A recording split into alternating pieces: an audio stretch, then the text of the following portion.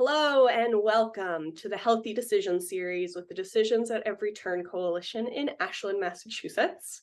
My name is Eliza and I'm the Youth Engagement Coordinator with the coalition. We live in a world with ever-changing, ever-growing, and ever-evolving technology. Technology that we are so lucky to benefit from. Technology that has led to the advances in transportation, communication, and even our health. The hope of technology is to advance from where we are now to a better place. I'm sure you can think of a number of ways that technology has improved your life, but there are also a number of ways that technology can be dangerous. It is important that we are informed on both sides of this conversation. Now, I'm sure you're thinking, what does technology development have to do with substance use prevention and education? Well, it's quite a bit, actually. We are fortunate in the substance prevention community to have years of scientific research which proves the harmful effects of substance use to a developing body. Science and technology has allowed us to study the human body as it consumes substances and, in time, see the health outcomes that result from that use. Advancing technology in healthcare has helped us discover that substances like tobacco, nicotine, and alcohol all affect development and have potential lasting health impacts for the rest of your life. Our advances with tech have also led to the development of things like vapes. You might find it interesting, but vapes, also known as electronic nicotine delivery systems, were only developed in 2003 by a Chinese entrepreneur after his father died of lung cancer. ENDS, these electronic nicotine delivery systems, are battery-operated devices designed to deliver nicotine and other additives to the user through an aerosol instead of smoke. Here are some examples of what these vapes might look like.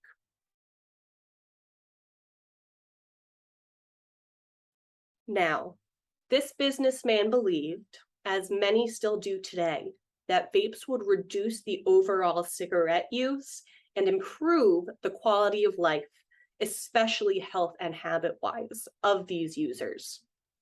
What this businessman didn't know is that vape technology would grow and change so rapidly over the next 20 years, and that vaping, for some, would become a highly addictive practice.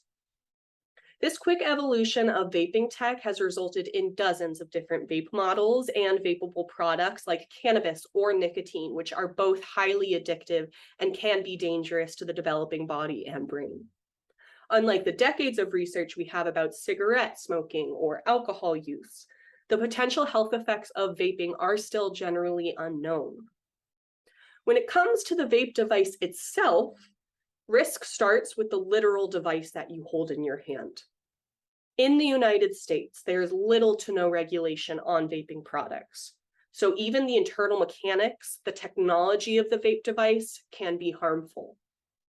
A vape works by the internal battery heating a coil, something called the atomizer. This vaporizes the oil or liquid that is being delivered in this device. The lithium batteries that are unregulated by the United States government were originally developed for high-power tech, like computers or power tools. They have potential health and safety risks themselves. It has been shown that one nicotine vape is the equivalent of at least 20 cigarettes. A high-potency THC vape can have upwards of 90% THC content. I have to reiterate, this is incredibly dangerous, especially for young developing bodies and brains. Regulating or developing laws and rules around vaping, including age limits and health warnings for vaping products, are all things we can do to encourage healthier habits in our community. Now, this is not a reason for you to say, hey, well, I'll go smoke one cigarette then instead of vaping, which is that 20 cigarette equivalent. This is a situation where both cigarette smoking and vaping is dangerous and could pose a risk to your growth in life. As I have shared before, you have control over what substances enter your body. It is an act of self-love to treat your body with kindness and say no to vaping. Let's wrap up by talking some more about vaping facts, what we do know. Vapes are wildly unregulated in the United States. They can be purchased at retail outlets, vape shops, gas stations, convenience stores, grocery stores, pharmacies, and internet vendors. Vape cartridges come in hundreds of different flavors, many of which are targeted to taste good, whether that is fruity, sweet, or minty. It's important to remember that just because the device is easy to obtain and might taste good, does not mean that it is safe or healthy for you to use. Vaping nicotine or THC is so addictive because when you consume those substances through a vape, your reward pathways are activated in your brain. When your brain feels rewarded, it creates a desire to repeat that behavior. Repeated substance use can result in changes in the brain connectivity that reinforces a link between the feeling of pleasure with vaping nicotine or THC. Especially in teens and still developing brains, we want to encourage the healthiest body and brain environment possible.